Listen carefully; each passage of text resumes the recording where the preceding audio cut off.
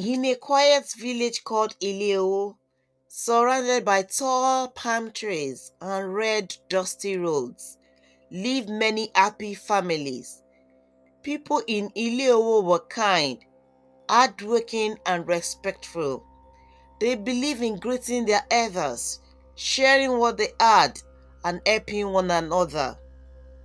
But one boy in the village was very different. His name was Toby. Toby was 8 years old. He had a bright smile and a loud laugh. His parents were rich cocoa farmers, and he always had new clothes, plenty of food, and lots of toys. But there was one problem. Toby did not listen. He did not like rules, and he often made fun of people, especially old people. "Look at that man's beard! It looks like a broom," he would shout. "Why is her back bent like a question mark?" People warned him. His teachers warned him. His parents warned him. But Toby did not stop. He thought it was funny. He thought it made him smart. One sunny afternoon, a very old man came into the village. He had a very long grey beard, thin legs, and wore clothes full of holes. He carried a wooden walking stick and moved slowly like a tortoise. His name was Bàbá Àjànàkú. Some people said he used to be a great hunter. Others said he could speak to animals. No one knew for sure, but everyone agreed he was wise and peaceful. As Bàbá Àjànàkú walked past the village square, children stopped playing. They watched him quietly, except for Toby. Toby burst out laughing. "Hey, look at that old man! He looks like a walking stick with a beard." Some children giggled nervously. Others told Toby to stop, but he did not. Bàbá Àjànàkú stopped and looked at Toby. His eyes were sad but strong. "Young boy," he said softly, "you laugh at what you do not understand. Since you love to laugh, may you never stop." Then he walked away. Everyone was silent. At first, Toby thought it was a joke. He laughed even more. But when he got home, he kept laughing. He laughed while eating. He laughed while he's sleeping on his bed. He laughed in the morning. He could not stop. His parents were worried. "Toby, what is wrong?" his mother asked. But Toby could only laugh. They called a doctor. The doctor gave him medication, but nothing worked. They took him to the priest. The priest prayed and sprinkled water on him, but the laughter continued. Days turned into months. Toby laughed so much. His face hurt. His stomach ached. He couldn't sleep. He couldn't eat properly. Children were scared to play with him. Toby was now known as Toby the Laughing Boy. He was no longer happy. One night, Toby cried while laughing. He was tired and sad. He missed his old life. "Please, someone, help me," he whispered between giggles. His grandmother said, "There is a man named Akbere. He lives far in the forest. Some say he can speak to the spirits. Maybe he can help you." So the next morning, Toby and his father packed food and water and started a journey. They walked through farms, rivers, and thick trees. Birds sang above them. Monkeys jumped from tree to tree.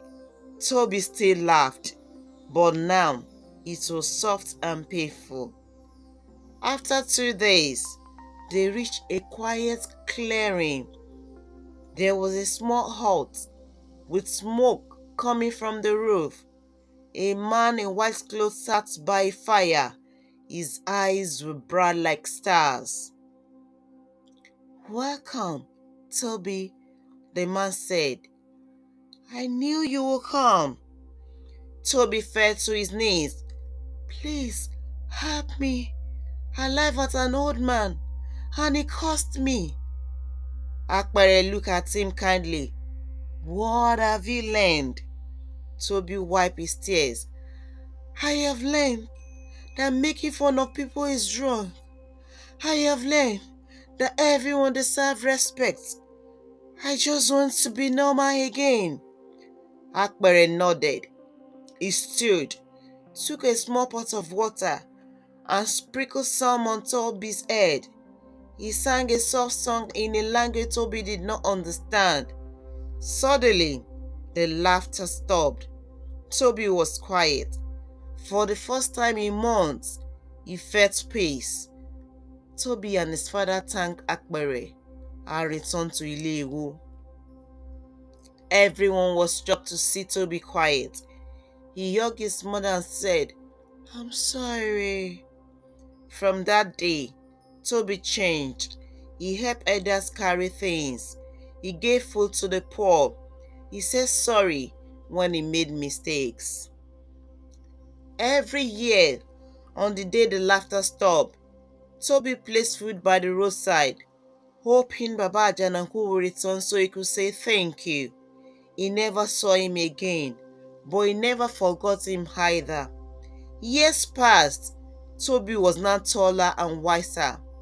Every year on the same day the curse was broken, we would prepare a special breakfast. It was filled with fruits, yams, bread, and palm wine. He would carry it to the exact spot where Bàbá Àjànàkú had once passed.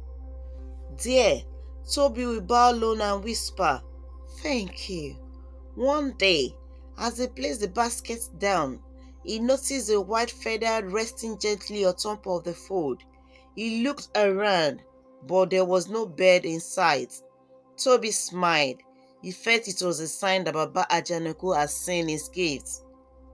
One rainy afternoon, Toby heard loud laughter outside his house. He peeked through the window and saw a little boy laughing at a beggar who was missing one leg.